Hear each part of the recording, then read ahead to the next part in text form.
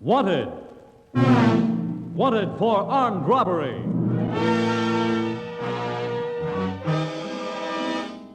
Presented in the public interest, this is the program that brings you for the first time on the air a nationwide manhunt in action. The actual facts to date on a man wanted. This is not a dramatization. From the record, hear the on-the-spot reports of the people involved. Nothing is withheld, no one is protected. Here are the dramatic eyewitness accounts of a man wanted. Wanted for armed robbery.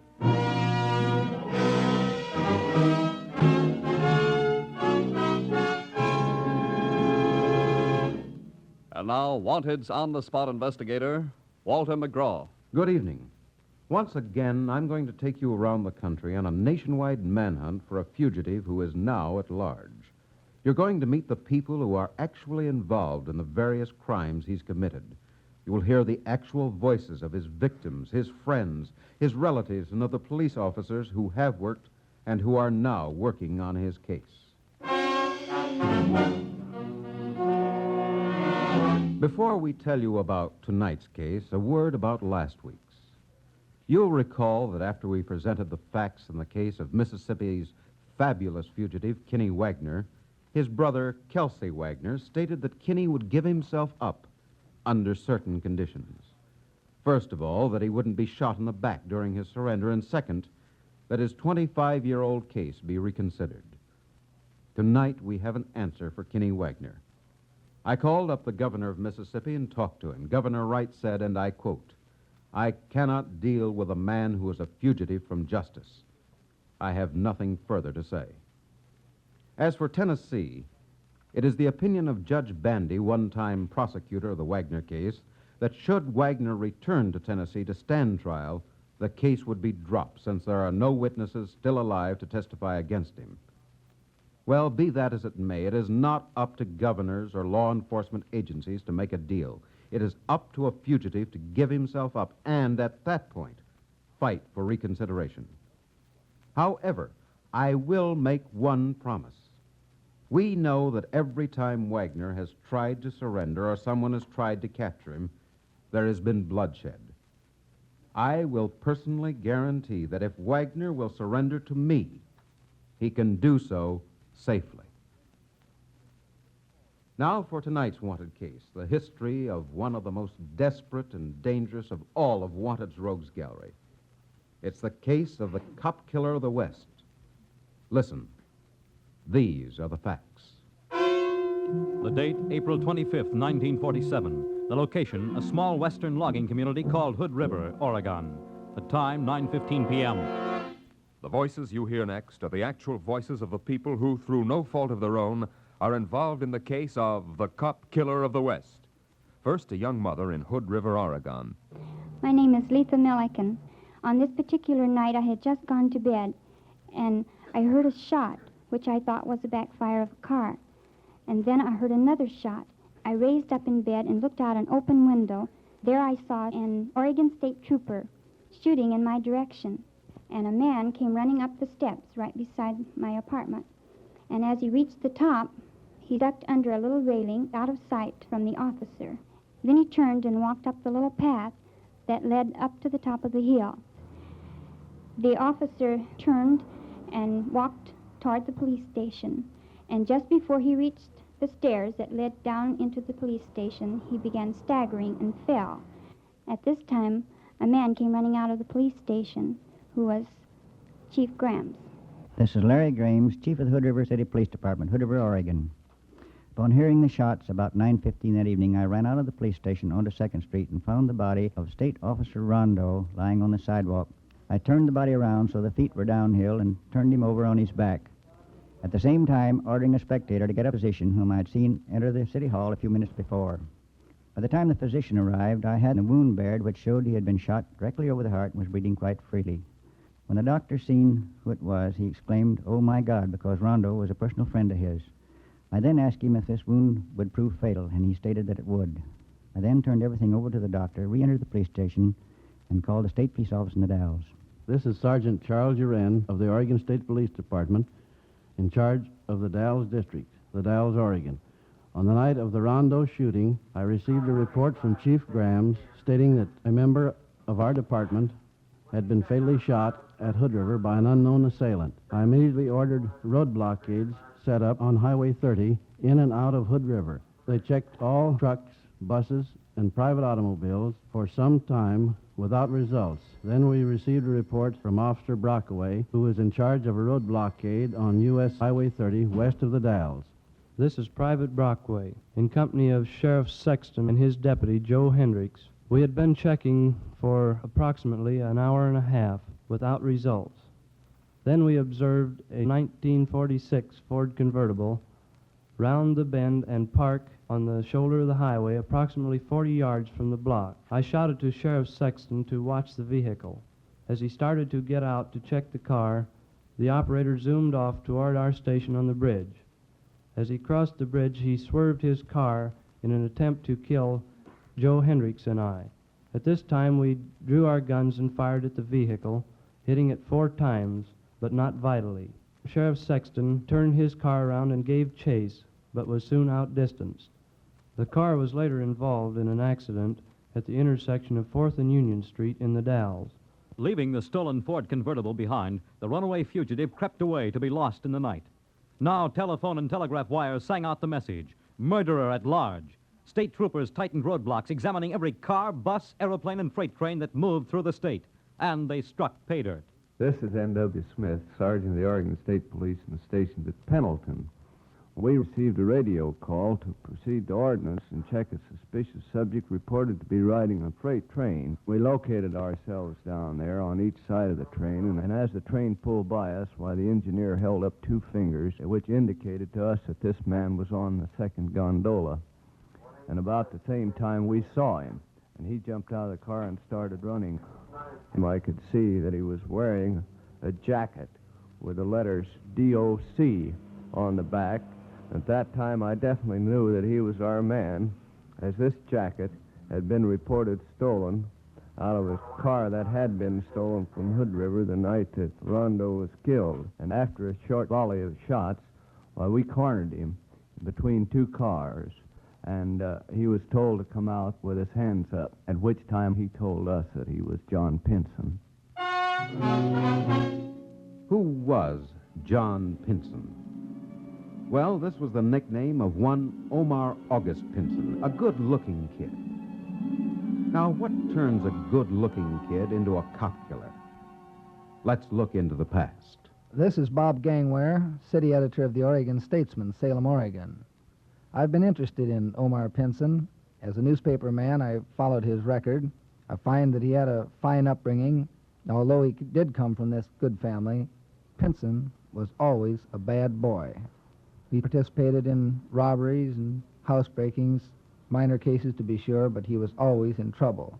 By the time he was 17, he was sent up to do time as a juvenile delinquent at Eldora, Iowa. But young Pinson did an about-face in the reform school. He piled up a perfect record. And because of his good behavior, his family's reputation, and his anxiety to reform, he was released. Pinson was pointed to as one case where reform school worked. Now Johnny was home to stay, and he had changed. First thing that happened, he fell in love. She was the little girl who lived next door. Her name was Goldie Walkner. Lovely little thing. Well, it was only natural Johnny and Goldie get married. Goldie had all the faith in the world in Johnny.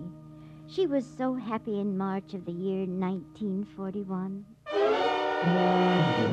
March 3rd, 1941, Omar August Pinson was arrested by the sheriff's office in Carthage, Missouri for breaking and entering. He was sentenced to 3 years in the Missouri State Pen. But less than 18 months later, Omar August Pinson, alias John Pinson, was given special consideration because of his good record and excellent family connections. He was given a conditional parole. Johnny came home again. Well, you know how neighbors are, gossipy and so forth. Johnny and his wife, his mother and father, and her mother and father. Well, the whole group moved to the state of Washington. And Johnny got a job, a real job this time, and he settled down like a married man should.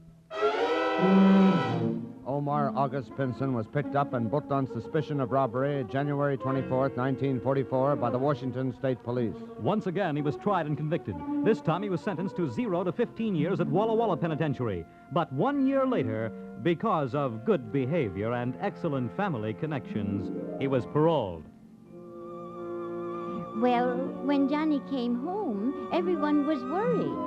But he promised he'd show them he'd behave himself.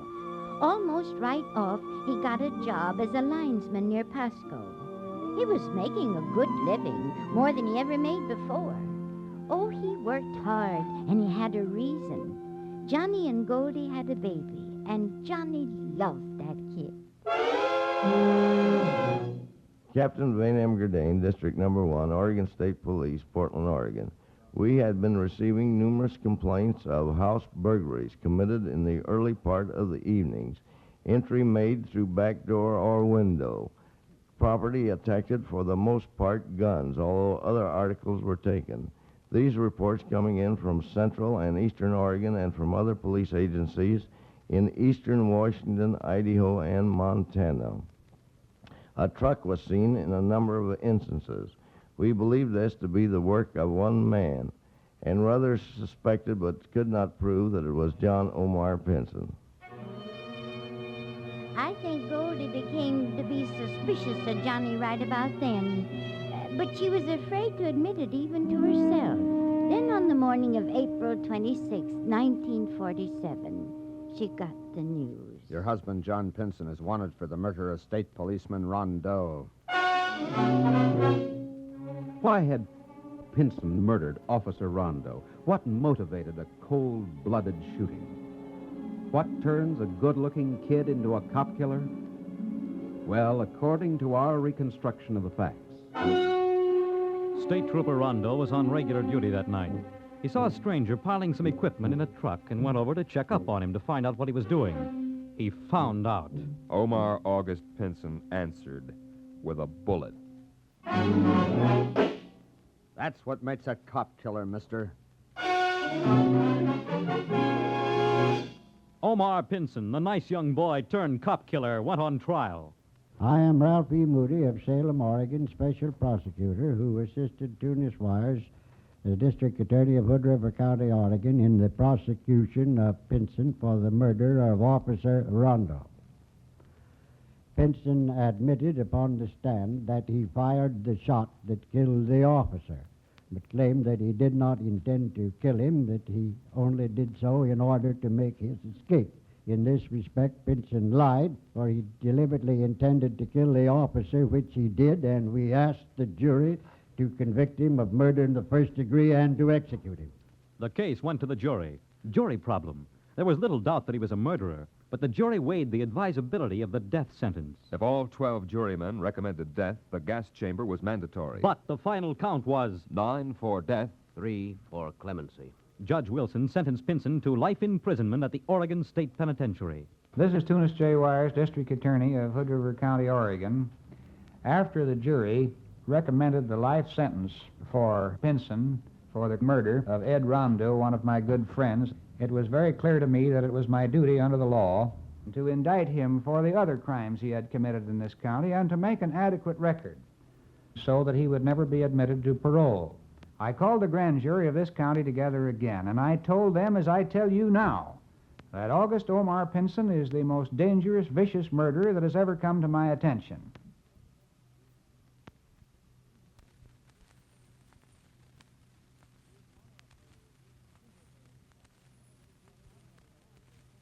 He is one of those introverted fellows, one of those fellows who is a natural enemy of society and feels that society is his enemy, a man who will always go armed, and a man who will always kill again. Under no circumstances must he ever be released. Pinson went to the pen with no chance of ever getting out. This is George Alexander, warden of the Oregon State Penitentiary at Salem, Oregon. John Omar Pinson was received here in 1947. He seemed to be a lone wolf and was pretty much on his own. We later noticed that he commenced to associate with some of the bad boys here at the institution. especially one Wayne Long, who had made a couple of previous escapes from this institution. This friendship we knew spelt trouble. Prison trouble. 5 months after Pinson arrived, he figured in a break with Long and 4 other desperate, hard-term boys. It was 8:45 a.m. when this dump truck appears in the prison yard to pick up a load of lime. These 6 cons commandeered the truck and tied up a guard. Then, figuring the truck was heavy enough to crash through the prison wall, they got the truck going full speed. But they forgot some metal baskets lying on the railroad tracks down there. One of them baskets caught under the front axle. Cons couldn't steer the truck, and they cracked up going over a bridge 50 feet from the gate.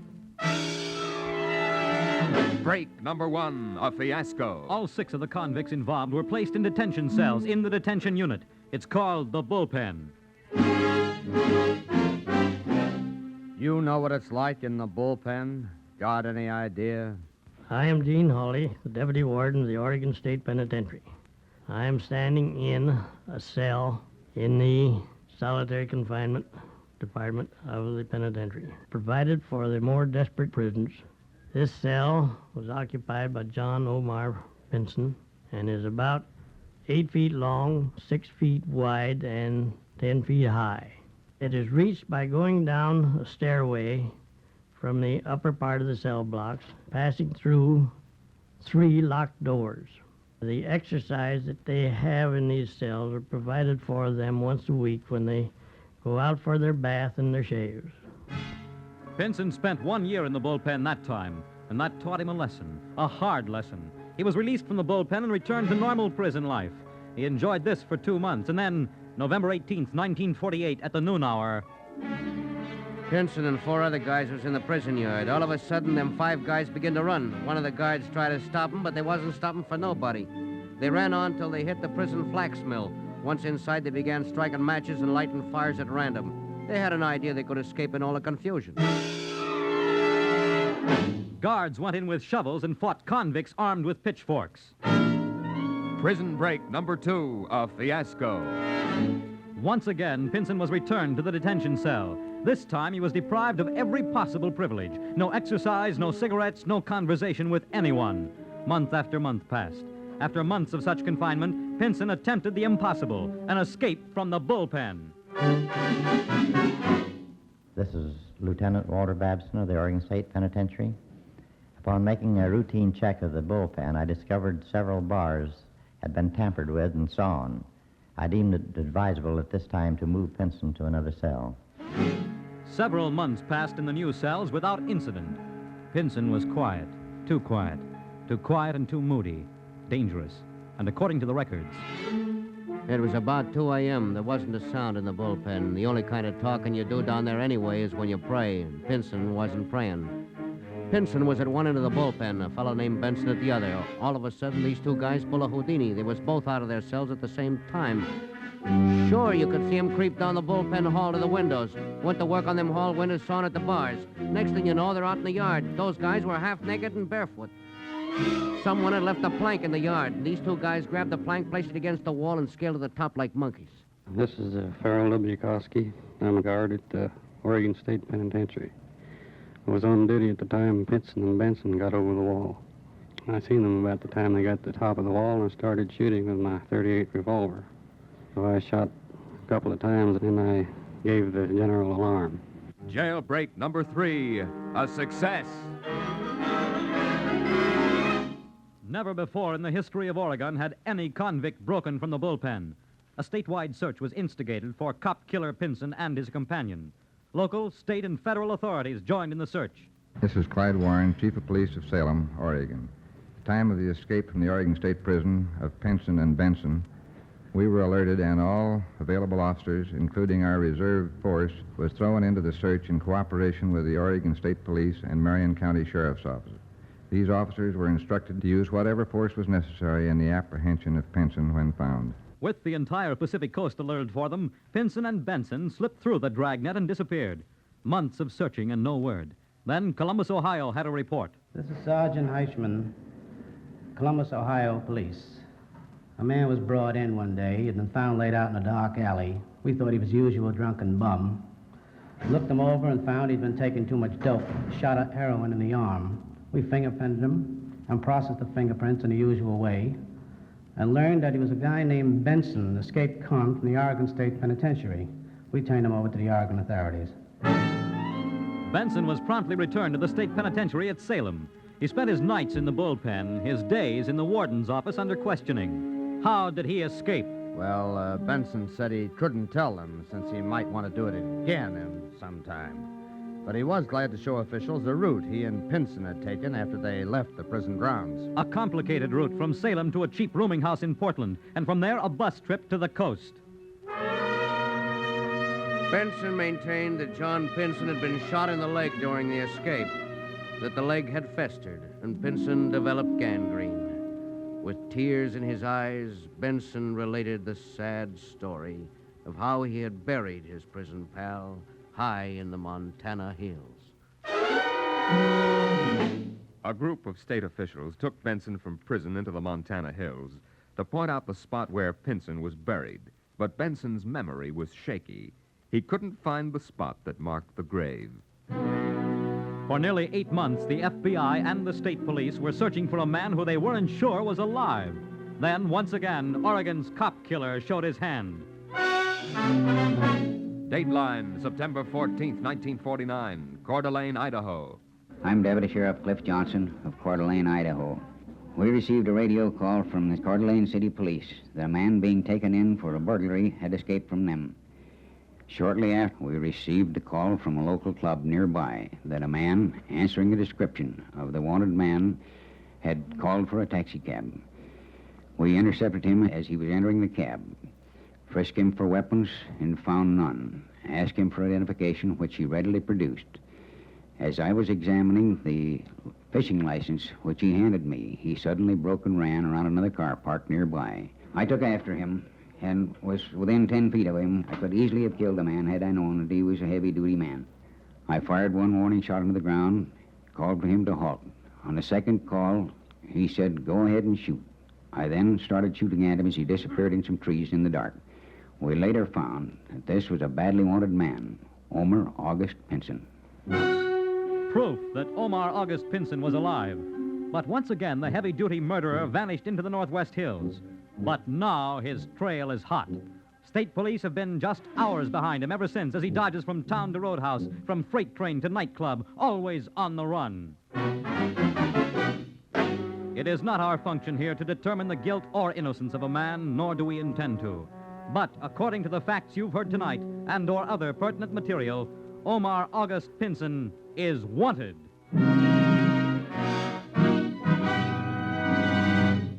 Here again is Walter McGraw. You can help find Omar August Pinson. But to do so, you must be informed of all the facts, so stand by. How can you recognize him? Listen, and listen carefully. Harry H. Hayner, Sheriff, Kootenai County, Coeur d'Alene, Idaho. Following is description: Omar August Pinson, age 32, height 5'11" and a quarter, weight 181 pounds, build medium, has noticeable paunch, hair dark brown, eyes brown, complexion dark, large slanting scar inside left wrist, small mole right side of neck. Now back to Walter McGraw in New York. If you should see Omar August Pinson, do not approach him. Just call your own local police department and give them the fullest possible information. Now, to help you, the voice of the underworld. On the police blotter, he's listed as Omar August Pinson, but the boys call him Johnny.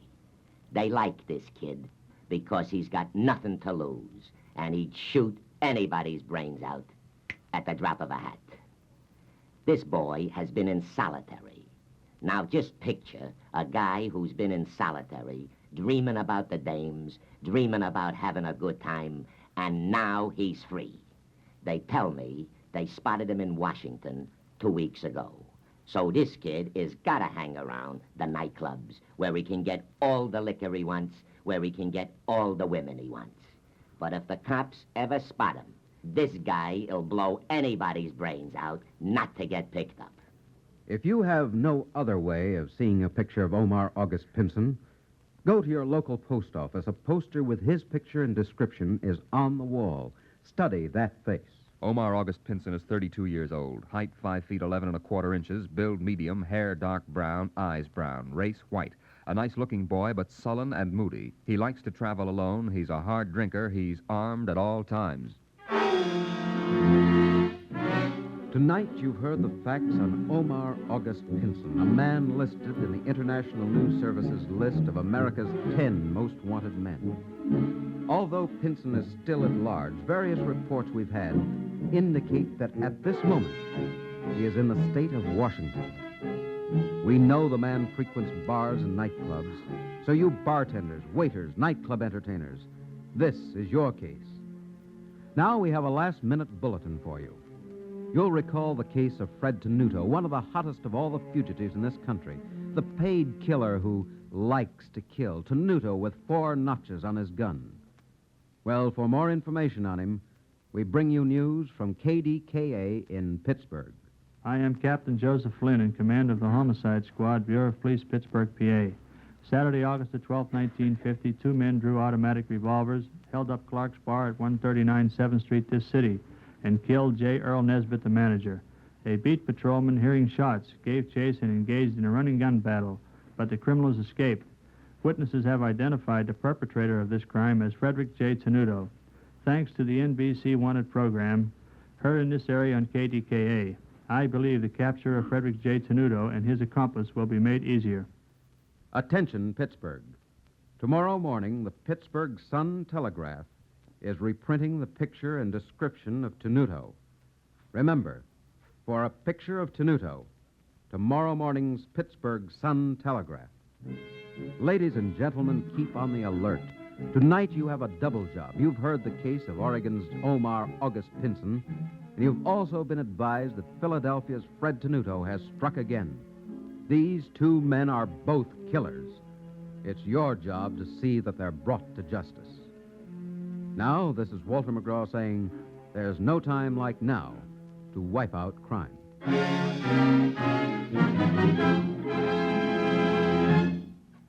Be with us next week when you will hear the actual people involved give their eyewitness account of the career criminal who is wanted. Wanted for assault and sodomy.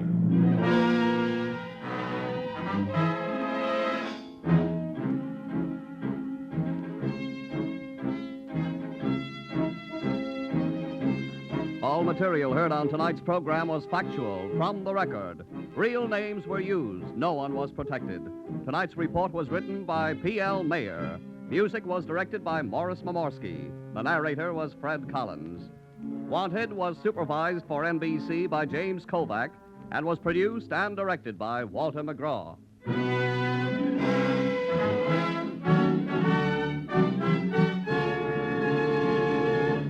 Bill Stern brings you Sports Newsreel next on NBC.